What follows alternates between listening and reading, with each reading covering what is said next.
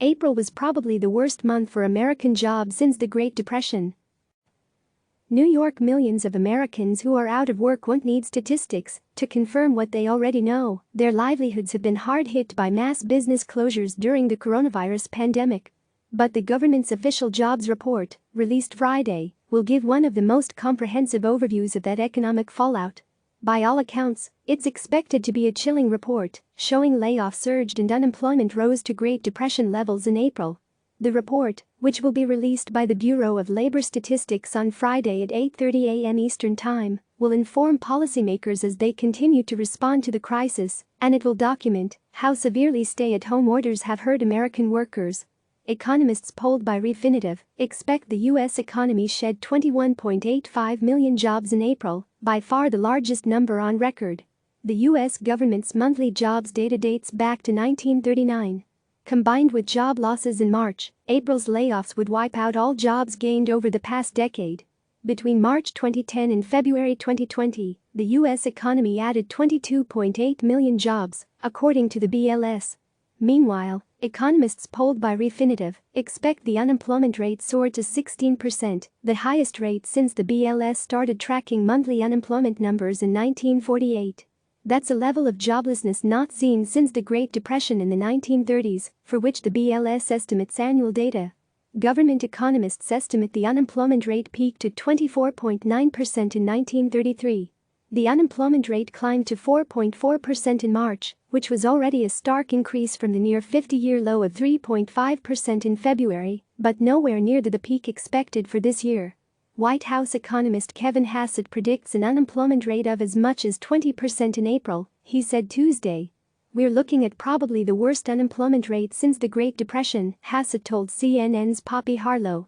"We won't have a complete picture of just how bad the pandemic is for the job market until next month," said Marvin Lowe, senior global macro strategist at State Street. Job growth will probably resume by Memorial Day as businesses in many parts of the United States start to reopen, noted Moody's Analytics chief economist Mark Zandi in a research report this week. Some states are already beginning to loosen restrictions, while others will take longer to open and rehire. Economists also worry whether consumers will spend like they used to once the great reopening is underway. Consumer spending typically accounts for about two-thirds of U.S. gross domestic product, the broadest measure of the American economy.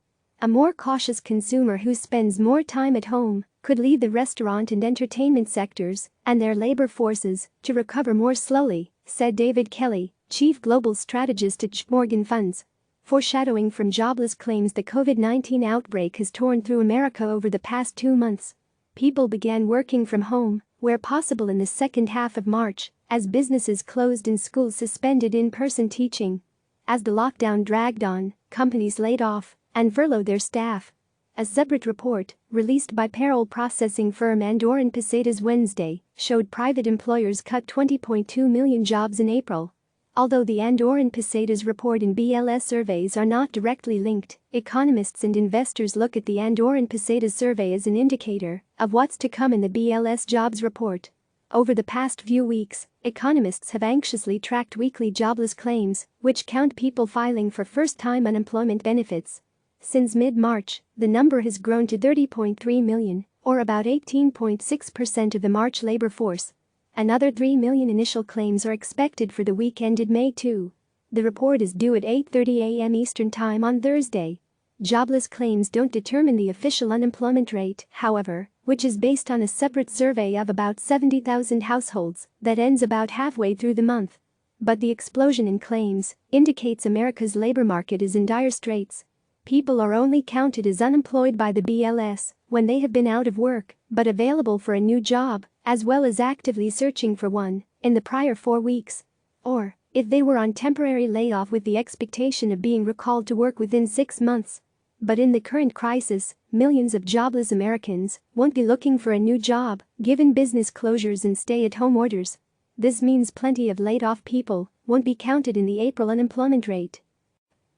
Click subscribe to receive the latest news.